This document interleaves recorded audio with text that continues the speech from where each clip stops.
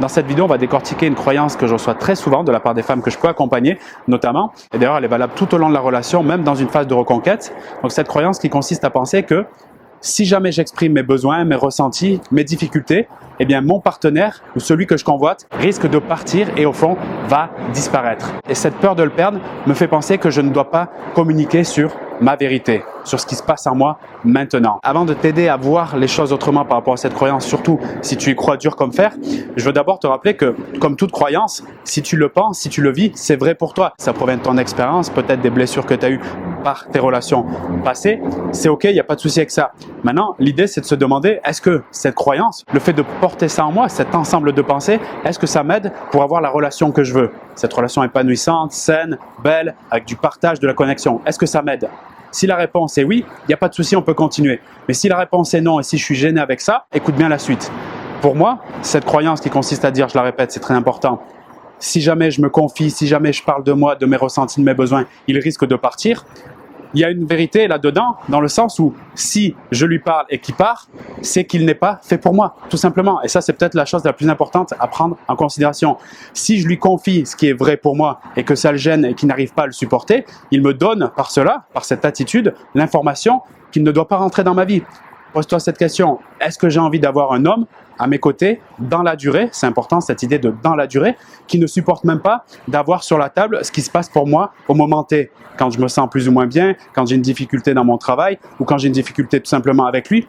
Est-ce que tu es prête à accepter cet homme dans ta vie, celui qui fuit les problèmes, celui qui cache tout sous le tapis et qui veut vivre quelque part de manière hédoniste et de prendre que le plaisir, que ce qui va bien? Comment tu peux accepter ça dans une vie sur la durée? Question très importante. Dans cette première direction, il y a fort à parier que tu gagnes par rapport à ton énergie, à ton temps, la connaissance de toi-même, tu gagnes sur tous les plans. Donc le fait de t'exprimer te permet quelque part de tester la réelle connexion avec cet homme. Et c'est valable dès le début de la rencontre.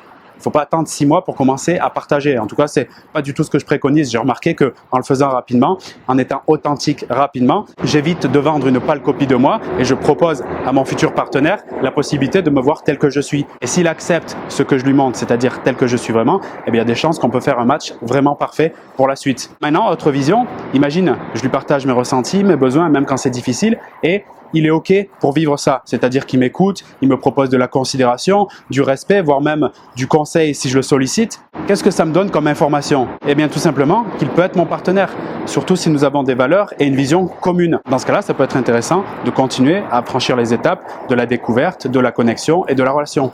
Comme tu le comprends, après cette analyse et surtout mon expérience personnelle et l'expérience que j'ai par rapport aux femmes que j'accompagne en coaching, exprimer sa vérité sera toujours bénéfique. Parce que, ça me permet de voir s'il n'est pas intéressé du fait qu'il ne cherche même pas à m'écouter, à me comprendre et à m'apporter de la valeur. Et 2, s'il est dans l'écoute, la compréhension, le partage, on a peut-être quelque chose à faire ensemble pour la prochaine étape. Donc, j'ai que des avantages à exprimer ma vérité, à être authentique pleinement dans cette relation. Donc, pour moi, cette croyance qui consiste à dire que si je m'exprime mes besoins, mes ressentis, mes difficultés, il risque de perdre, c'est une croyance qui limitera ta possibilité d'avoir une belle relation. Donc mon message, c'est agis avec courage, partage qui tu es vraiment, fais-le de plus en plus. C'est vraiment le meilleur moyen de tester la viabilité de votre relation. Et si tu n'es pas convaincu, très bien, tu peux toujours essayer le silence radio, les fuis-moi je te suis et toutes les techniques de manipulation que tu trouves à profusion sur Google ou YouTube. Je compte sur toi pour faire le bon choix et n'hésite pas à me faire un retour dans la zone commentaire de ton expérience. Et si tu veux même aller plus loin et recevoir un accompagnement sur mesure de ma part dans ta situation spécifique, je t'invite à postuler pour un appel découverte. Le lien est en description de la vidéo. Et si tu regardes cette vidéo au moment où je la publie, cette semaine je fête mon anniversaire, c'était le 13 mars, et je t'offre des conditions exceptionnelles pour accéder à tous mes programmes en ligne dès maintenant jusqu'au 19 mars. Je te souhaite une très belle journée ou une très belle soirée et à très vite.